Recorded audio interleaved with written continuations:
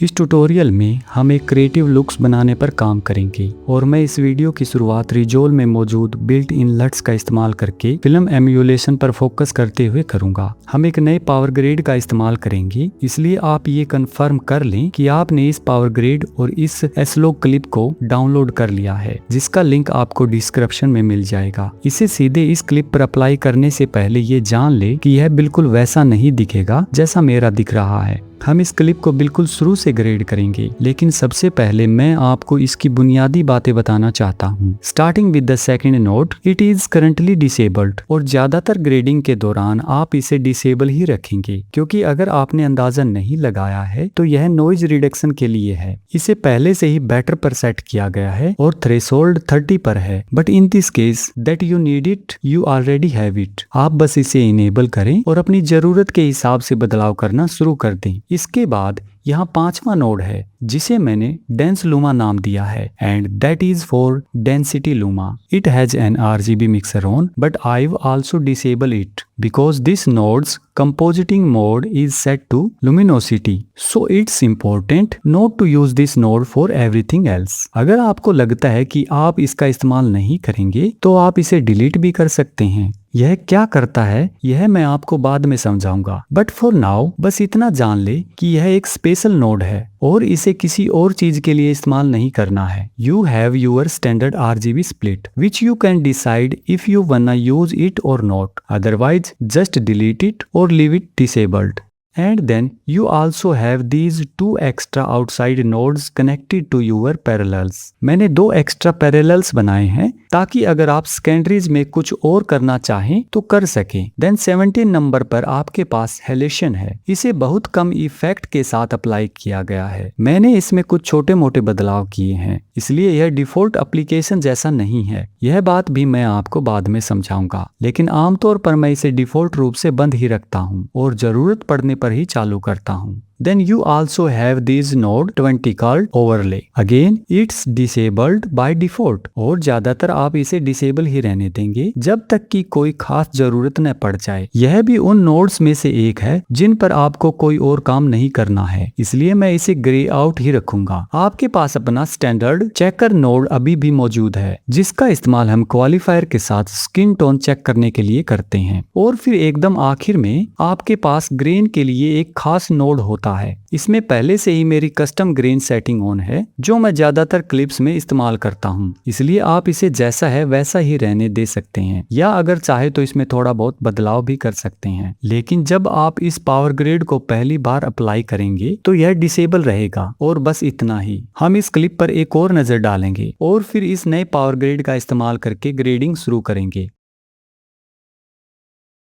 In case you missed it, it's the Codec 60 Advanced CST। मेरा वाला आपके वाले से थोड़ा अलग दिखेगा, and that's only because I've deleted the fifth node, that's the density luma node। We are not gonna use it all in this lesson, so you are welcome to delete yours as well। जब आप इसे पहली बार apply करेंगे तो ऐसा लगेगा कि image इस्तेमाल करने लायक नहीं है। बहुत से लोग फिल्म लट्स का इस्तेमाल करते समय डर जाते हैं, क्योंकि पहली नजर में ऐसा लग सकता है कि यह इमेज को खराब कर रहा है, खासकर अगर आप यहाँ फिल्म लट पर जाते हैं और बिना किसी इफेक्ट के इसे डिसेबल कर देते हैं। रेक 709 ऐसा दिखता है।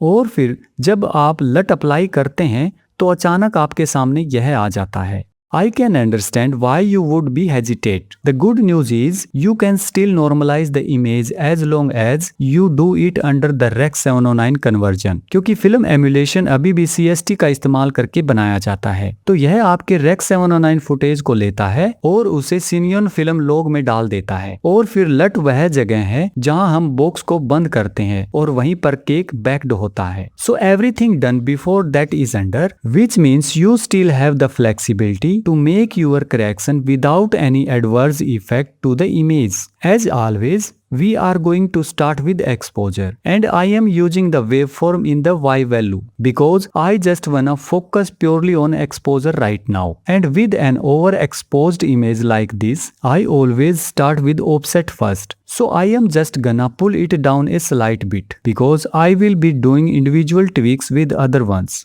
मान लीजिए अभी के लिए यह ठीक है, मैं अपनी स्किन टोन देखना चाहता हूँ, तो मैं बस स्किन टोन पर कर्सर ले जाऊंगा। So that is definitely too hot for me. मैं चाहता हूँ यह शायद 50 की लाइन से थोड़ा नीचे रहे। So I am gonna start with highlights and I am just going to bring it down a slight bit and see what happens.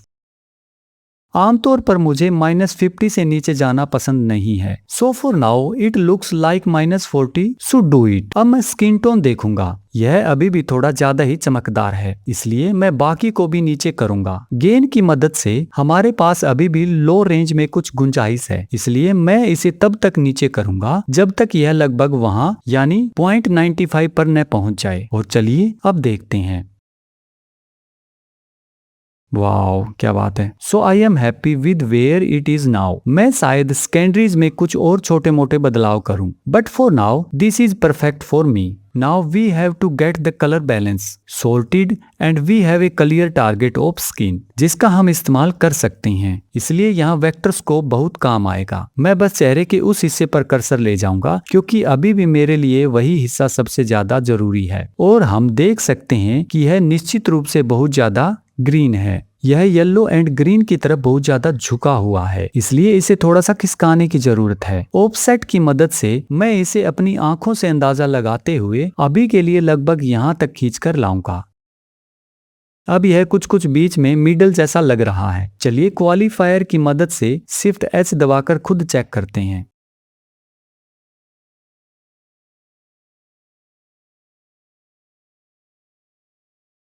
It's a little bit too much on the green side, so it can just come over a slight bit. So I'll do that again in balance node and just a little bit. Very subtle. That should do it. And shift H. And that's exactly where I want it. Let's do a before and after. Before, after. Before, after. Much better. मैं अब green पर focus करूंगा। इसका मकसद यह है कि इसे थोड़ा कूल किया जाए और फिर इसकी सैचुरेशन थोड़ी कम की जाए। मुझे लगता है कि ऐसा करने से फोटो थोड़ी कम डिजिटल लगती है, क्योंकि आजकल के मॉडर्न सेंसर ग्रीन को इसी तरह कैप्चर करते हैं। मैं पौधों पर कहीं भी टैप करूंगा और यह मेरे लिए एक निशान बना देगा। मैं इसे बहुत ज्यादा नीचे तक नहीं ले जाऊंगा। मेरा ह्यू वर्सेज ह्यू एडजस्टमेंट आमतौर पर बहुत हल्का फुल्का होता है। मैं इसे बस -4 के निशान तक ही खींचूंगा। So that's before after. It is a subtle change. और बड़ा बदलाव यहाँ ह्यू वर्सेस सैचुरेशन में होगा। Again, I am just gonna tape over there. Pull it to the extreme. Also, don't want this. I am just going to pull it up to around there. जहाँ से blue शुरू होता है। और फिर आप इसके साथ थोड़ा बहुत प्रयोग करके वह जगह ढूंढ सकते हैं जहां आपको यह सबसे अच्छा लगे। In this case it is most affected here between the greens and the yellow. और फिर इसे थोड़ा और येलो की तरफ खींचूंगा ताकि प्लांट्स पर जो तेज रोशनी वाले हिस्से हॉट स्पॉट्स दिख रहे हैं वे थोड़े कम हो जाएं। And then let's do before and after. This is before, this is after, this is before, this is after.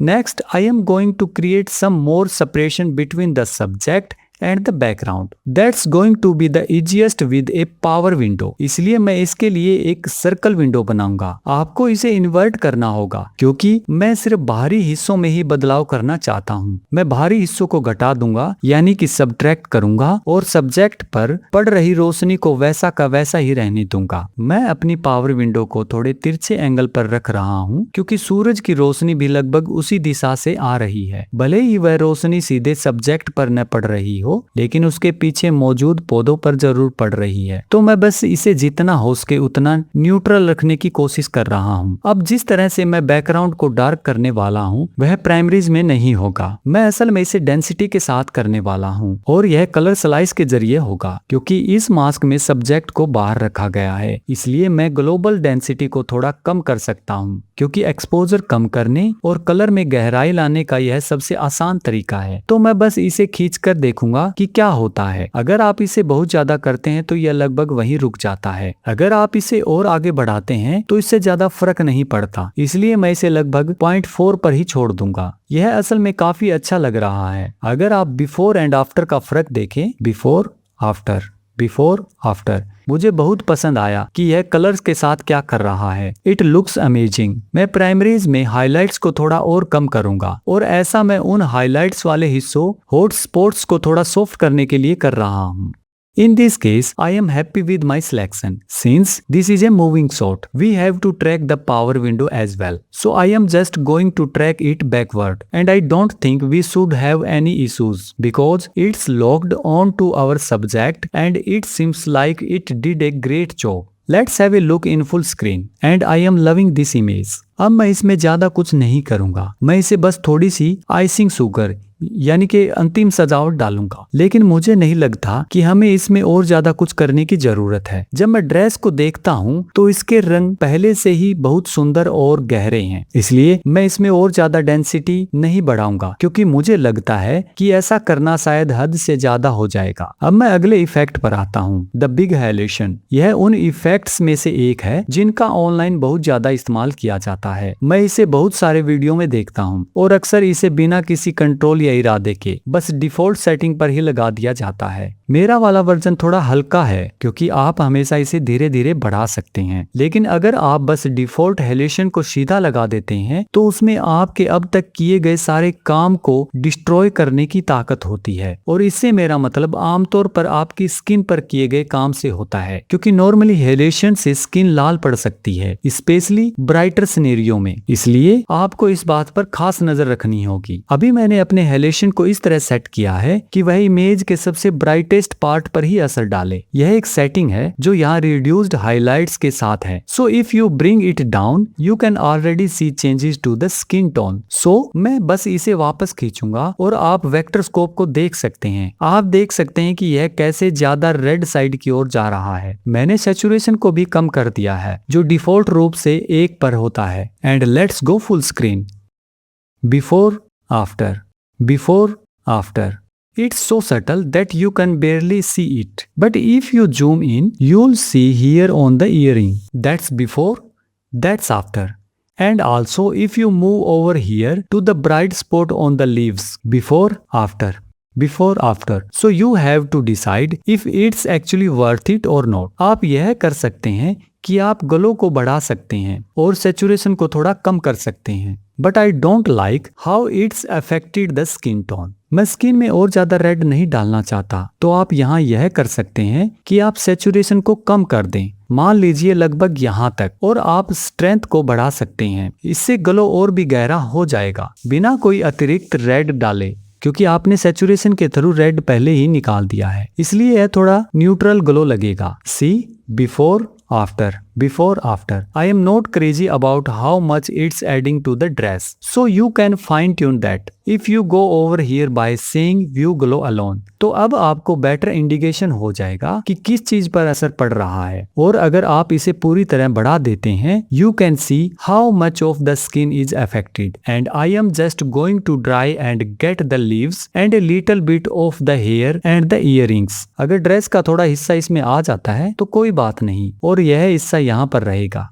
Before, after. It's quite subtle, but for me, it definitely adds to the look. So I am going to leave the halation on. I can now go to my RGB split, and it's going to give me some more color there in the highlights and leave the skin alone. If you enable it and you zoom into that highlights, you can actually see how some extra color is coming in there. This is before, that's after. And that's because the colors are split apart, but this time it's not affecting the skin tone at all. And this is why I really like the prism blur effect. हम अभी भी एक video clip पर काम कर रहे हैं, इसलिए आपको इस बात पर खास ध्यान रखना होगा कि प्रिज्म ब्लर इफेक्ट पूरे समय तक उस लड़की पर ही केंद्रित रहे। इसके लिए आपको ओपन एफएक्स ओवरले को सिलेक्ट करना होगा। ऐसा करने पर आपको स्क्रीन पर एक लिटिल स्टार दिखाई देगा। अब मैं इसे स्क्रॉल करते हुए बिल्कुल शुरुआत तक ले जाऊंगा, तो यहाँ से लेकर यहाँ तक सब कुछ ठीक ठाक है। यह अभी भी काफी हद तक उसके चेहरे पर ही बना हुआ है। हाँ, वीडियो के आखिर में यह थोड़ा सा ऊपर की ओर खिसक जाता है, इसलिए आप उस जगह के आसपास एक की फ्रेम सेट कर सकते हैं। Just go to position and add a key frame, and then you are gonna pull it back on her face, and then to the end of the frame around there, and that should be fine. So now I am gonna do it before and after again.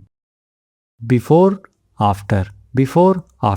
I am actually going to do an image wipe in post with these two effects with halation and RGB split. ऐसा मैं इसलिए कर रहा हूँ ताकि आप देख सकें कि जब इन दोनों इफेक्ट्स को एक साथ इस्तेमाल किया जाता है तो ये वीडियो को कितना ज्यादा निखार देते हैं, खासकर तब जब इनका कंपैरिजन उस स्थिति में किया जाए जब ये इफेक्ट्स बिल्कुल भी इस्तेमाल नहीं किए गए थे। और हाँ, वीडियो को फाइनल टच देने से पहले मैं एक और छोटा सा बदलाव करना चाहूंगा। यह बदलाव एक्सपोजर से जुड़ी एक समस्या को ठीक करने के लिए है, जिसे मैंने वीडियो की शुरुआत में ही नोटिस किया था। मैंने पहले भी जिक्र किया था कि स्किन अभी भी थोड़ी ज्यादा ब्राइट लग रही है और मैंने कहा था कि मैं इस पर वीडियो के आखिर में ध्यान दूंगा। ऐसा मैंने इसलिए किया था क्योंकि मैं सबसे पहले हैलेशन इफेक्ट को आजमाकर यह देखना चाहता था स्किन पर उसका क्या असर पड़ता है। इस मामले में इससे एक्स्ट्रा एक्सपोजर आ गया है और अगर मैं वेवफॉर्म को देखूं तो जिस तरह यह वैल्यू दिख रही है उससे मैं खुश नहीं हूं। इसलिए इसे ठीक करने का सबसे अच्छा और आसान तरीका यह होगा कि हम पहले से मौजूद इस मास्क का फायदा उठाएं। हम एक आउटसाइड नोड बनाएंगे और फिर मैं स्किन पर हाइलाइट्स को थोड़ा सा कम कर दूंगा। मुझे इसे की फ्रेम करना होगा क्योंकि अगर आप उस फ्रेम पर आते हैं जिसका हम अब तक इस्तेमाल कर रहे थे तो स्किन का एक्सपोजर असल में ठीक है और ऐसा इसलिए है क्योंकि वह यहाँ नीचे की ओर देख रही है, लाइट सीधे उस पर पड़ रही है और जैसे ही वह नीचे देखती है उस पर लाइट कम हो जाती है। So I'll probably keyframe it to transition from this moment where she starts looking down. I already have a reference for my highlights. Right now it is on 0. So that will be my reference. It's coming back to 0 because I am happy with this exposure. लेकिन मैं highlights को यहाँ से लेकर पीछे तक कम कर दूंगा। So I am going to my keyframes and I want to add a dynamic keyframe. And over here as well, add a dynamic keyframe. And I am just gonna bring the highlights down. I want to see on the scopes. So I am just going to bring the highlights down. And I am guessing it's gonna be around 40. Again, if I look at this brighter spot on the skin, it is above the 60 line. But in this case, मेरी ज्यादा चिंता face को लेकर है और मैं खुश हूं कि एक्सपोजर कहां पर है।